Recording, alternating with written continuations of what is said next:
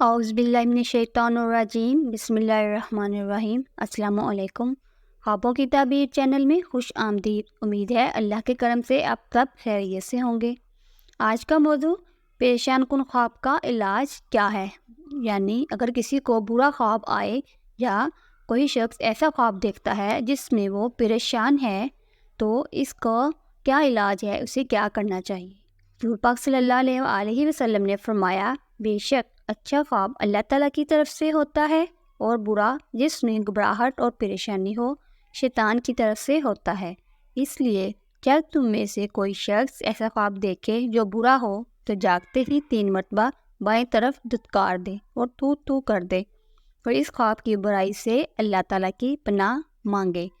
اس طرح برا خواب اسے کوئی نقصان نہ دے گا اور اپنا خواب کسی سے بیان نہ کرے۔ ناظرین، یہ تھی آج کی ویڈیو۔ اس کے علاوہ اگر آپ خواب کے حوالے سے کچھ جاننا چاہتے ہیں یا کسی خواب کی تعبیر معلوم کرنا چاہتے ہیں تو کمنٹ میں پوچھ سکتے ہیں۔ اللہ تعالیٰ آپ کا حامی و ناصر ہو۔ دعاؤں میں یاد رکھیے گا، اپنا بہت سارا خیال رکھیے گا۔ اللہ حافظ۔